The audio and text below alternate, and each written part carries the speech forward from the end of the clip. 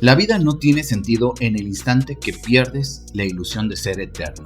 Esta frase por sí misma tiene un significado más profundo de lo que podemos imaginar y que origina una pregunta frecuente para los que desean contar historias.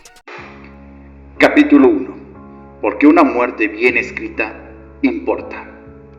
Por eso, una pregunta muy frecuente en el canal es: ¿cómo puedo desarrollar una muerte bien hecha para mi historia?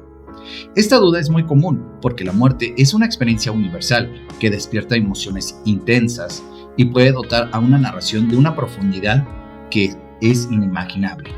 Por eso, una muerte bien construida avanza la trama, desarrolla personajes y explora temas como la pérdida y el cambio. Sin embargo, una muerte mal ejecutada, en cambio, parece un truco barato para retener al espectador, para llamar la atención cuando no se tiene profundidad en la trama y puede romper la conexión con otros espectadores, lo cual es algo que no deseamos.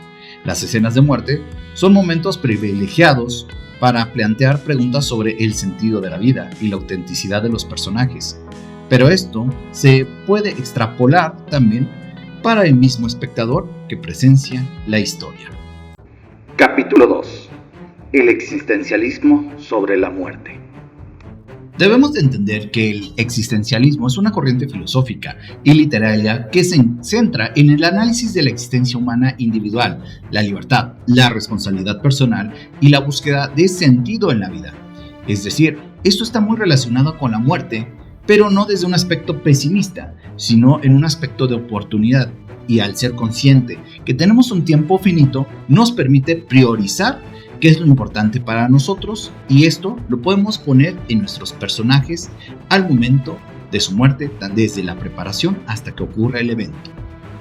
Por eso, una escena de muerte puede reflejar la aceptación estoica, la rebeldía y la angustia que podría sentir el personaje dependiendo de lo que ocurra, incluso sensaciones de paz en algunos casos.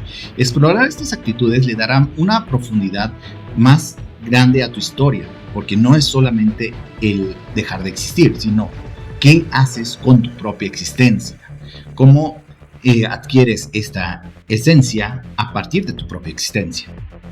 Por eso, los estoicos como Marco Aurelio recordaban que podrías abandonar la vida ahora mismo y debías dejar que ese pensamiento guiara lo que dices y haces.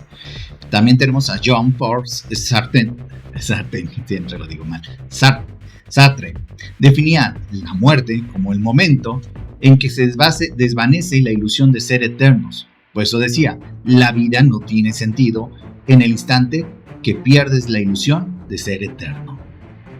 Pero tú te preguntarás, ¿cómo podemos aplicar esto para nuestros personajes? Está muy bonita la filosofía y lo que tú quieras, te puede servir, no te puede servir, X. Pero ¿cómo lo vamos a aplicar? De una manera muy sencilla. Si este conocimiento hacemos que de una manera no tan directa, pero sí que se demuestre que los personajes se vuelven conscientes de su finitud, pueden tomar decisiones más genuinas y dar prioridad, o incluso pueden mostrar arrepentimientos de lo que no hicieron por tomar otras decisiones. Capítulo 3. Tipos de muertes en la narrativa. Según Douglas Lansbourne, hay 3 tipos de muertes en la ficción: la física, la emocional y la psicológica. La muerte física, la más evidente, es el fin de la vida biológica. Puede ser por un sacrificio, puede ser violenta, accidental, tranquila, puede ser por 1000 maneras. Para que impacte, no basta con describir lo visceral que podría ser el acto, sino hay que mostrar las reacciones de los personajes y el contexto que los rodea. Un ejemplo claro de esto es la muerte de Mufasa en El Rey León, después de rescatar heroicamente a Simba. Por eso es traicionado por su propio hermano, Scar. Pero el joven Simba presencia la caída y luego intenta despertar a su padre en una escena desgarradora, donde vemos más allá de la muerte las consecuencias que trajo, y por eso se siente tan fuerte la escena. Mientras que la muerte emocional es la muerte de un vínculo o un sueño. Puede ser el fin de una relación, el abandono de una vocación o la pérdida de la esperanza.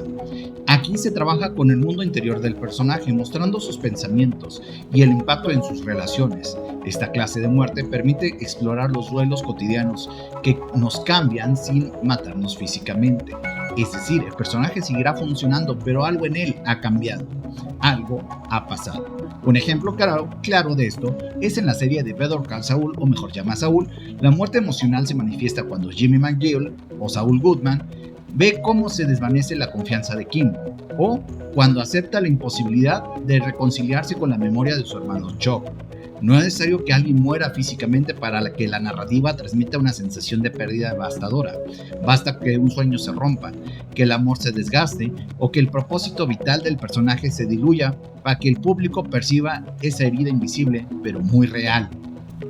En cambio, la muerte psicológica se refiere a la destrucción de la identidad o la cordura, la pérdida del sentido o el descenso a la locura. Es potente porque muestra cómo una persona se destruye por dentro, combina elementos de la crisis existencial y permite una reflexión profunda sobre quiénes somos cuando todo falla, y al final de cuentas pasa al personaje a un estado de incapacidad para seguir viviendo, para poder seguir siendo alguien, a diferencia de la muerte emocional, que es un cambio radical en él.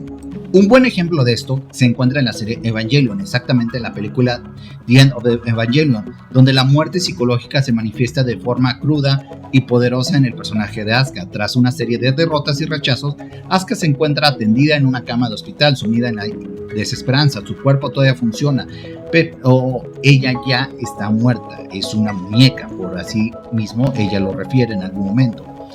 Esto incluso también se ve reflejado cuando en la batalla final Asuka pilotea el EVA 2 con la finalidad de luchar, pero esa lucha no es solamente física, es la manifestación visible de una mente que busca desesperadamente aferrarse a algún propósito y sin embargo aún así falla. Capítulo 4. Cómo preparar y escribir la escena. Como buen escritor, antes de escribir hay que investigar. Recuerda, no existe solamente la muerte por violencia, hay accidentes, hay cuestiones psicológicas, hay muertes pacíficas. Todo tipo de muerte se debe de investigar para que la puedas describir. Checa entrevistas, también puedes buscar materiales tanto audiovisuales como literarios donde tú puedas ver cómo construyeron la escena y qué elementos puedes rescatar para introducirlo en tu historia.